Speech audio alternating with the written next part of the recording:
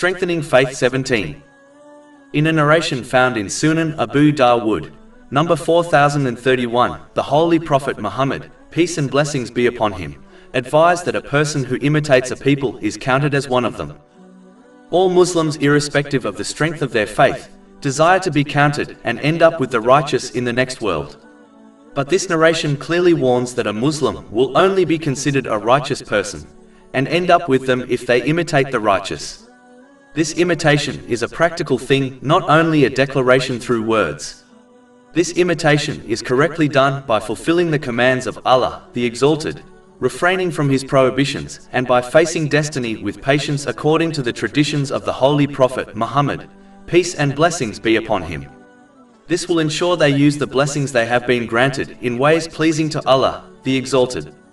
Chapter 29 Al-Ankabut, verse 9.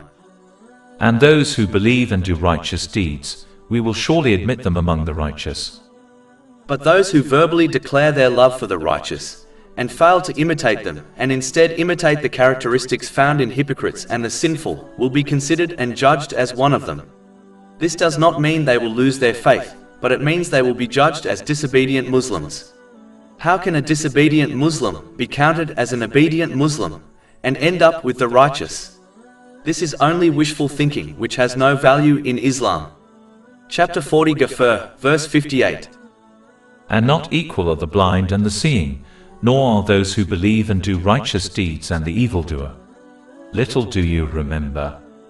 Finally, the main narration also indicates the importance of befriending good people, as one is influenced negatively or positively by their companions.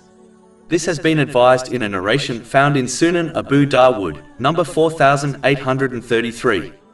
Therefore, if one desires to imitate the righteous, they should befriend them in this world. This company and imitation will increase the love one has for the righteous. This real love unites one with their beloved in the hereafter.